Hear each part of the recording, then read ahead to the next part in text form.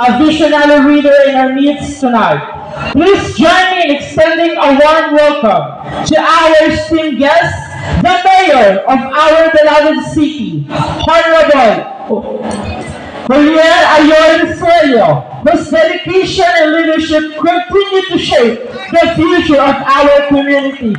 Once again, please give it up for our beloved City Mayor, Honorable Julian Ayoy Suello.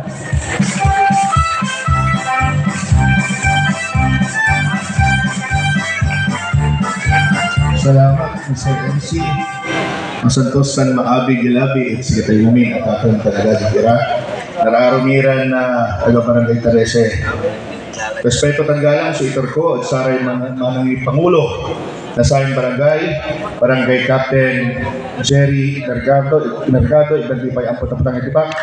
At saray kabalabag to at konseho, the newly elected and re-elected barangay officials of Barangay 13. Untan mat at saraman so SK officials, yung ipapangulo ng SK Federation President Reyna Tamondong, ignagiparay ang putapatang itipak. Antayo, it's a blessing. First time in the history of San Carlos City na meron pong opisyal ng bayan na nanggaling sa Barangay 13. Kaya palakpakan naman po natin. Antayo ang gapoy dudak at sayan ugaw nan amay imbaga. Ya sigato at gabay ko yaman maliw ya kaiba o ex-officio member diman at city council, diman at munisipyo. Makalanor, una-unaan, kaarok yamalot ang kumparik si tatay ko. Kumadwa, manani siya at saman so kanunutan kan pakayari na sayan ugaw. Ayan, I think, Ina, you will do very good in the city council. Make your barangay proud. Make San Carlos City proud, not just in the province of Pangasinan, but in the entire Philippines. I do know that you can make it and you can do it. Representing the youth of San Carlos City, representing the sangguniang kabataan. No? Respeto at galang sa itagumot at saraman so senior citizens, si Watan Iranatan, igtanti para yung batang-batang ilipa. Anay, para may Farmers Association, TODA, Lupon, Barangay Health Workers, BSPO, sa Retoda, so Jonathan Aray Agagami at Eagles, igtanti para yung putapatang itipak. At amin, Yawad Jonathan. Naniman, manistoryahan na kami ng Kapitan Jerry. Ni, padibali layay, walay covered court. At tayo, ano at tayo rason labat ng akin at tayo makapaalagay na unyara labat. Unyara, awa. Takasay dyan, ang gapoy dalin. Kaya si Shaq, kung umayo ng San Carlos, babagang kuray kakapitan. Man-purchase kayo dalin. Tapyan si kami sumampaalagay na aramay infrastruktura, yan nagamit nyo. Kita nagbarangay. Ay, first phase labat ya. Nasaman sa covered court tayo. Pero mantutungtong kami ng kapitan, sa ikuan ko, ako ni gawa ay second phase. Kasi ay second phase, ayan nanangnan ko na naman. Sa ikuan ko, unang ko ni may barangay hall.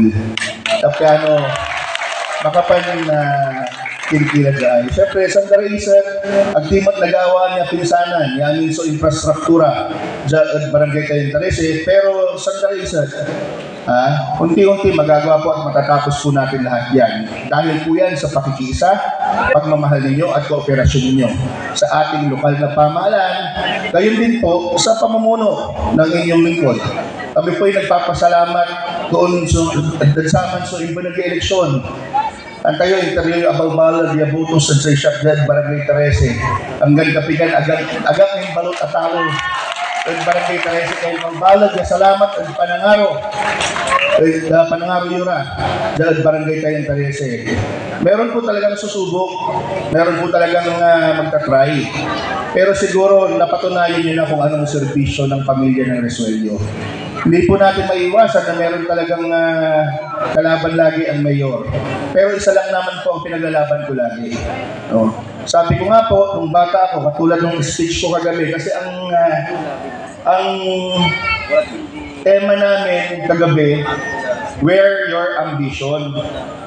Kumbaga, kung ano yung ambisyon mo nung bata ka, yun ang dapat isusuot mo dun sa Christmas party ng LGU. Ang gapoy nanunutan ko.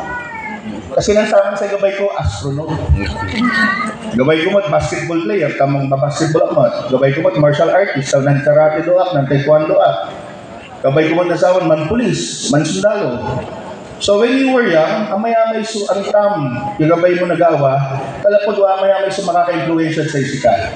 But when you come of age, no timakkan ka la, di man mo manayan na anta-antan, nanunutan, no antun talaga. So calling mo, no antun talaga. So gabay mo nagawa, adsad ka po na mundo. Sisak manaya, sa calling ko, aliwan basketball player, aliwan martial artist, aliwan matya pulis, aliwan sundalo, lalong-lalo na aliwan astronaut. Sa calling ko manaya, may man serbisyo at karaklan sa syudad na San Carlos. Yan sa ikaw ko lang tayo, agay na hirap may theme mi ng kalabyan, where your ambition. Sa ikaw ang nunod ko aka pantalon na kalabat, aka sneakers sa kalabat, aka t-shirt sa kalabat. Sa ikaw ko, this is my ambition, to serve the people of San Carlos, because I saw it when my dad was doing it, I was with him. While he was doing it, I was with him still before he died. And still, alam nyo, nung bago mamatay ang tatay ko, tinataas niya pa rin yung kamay niya. Nang ibig sabihin nun, laban lang anak, San Carlos Asigasuwa. Kaya kahit kailan, hindi po tayo sumuko. Hindi po tayo pinanghinaan ng loob dahil ako'y naniniwala na nandyan pa rin ang suporta at pagmamahal nyo sa pamilyang ito, lalong-lalo na po yung naaalala nyo si Mayor Julian Valerio Resuello. Huwag po kayo mag-alala. Kaming mga anak, hindi po namin dudungisan at dinungisan ang aming pangalan na sinimulan ni Mayor Julian. Maraming salamat po. Merry Christmas and Happy New Year to each and everyone. Sana po magsaya tayo. Sa susunod na taon, nasukat na ba yung barangay hall? Nasukat na po yung barangay hall. Pondo na lang ang kulang. Pero yun po, unahin natin, saka natin tatapusin yung iba pang mga infrastruktura dito sa barangay Careso. Maraming salamat po. Maligayang Pasko at maligong bagong taon sa ating lahat.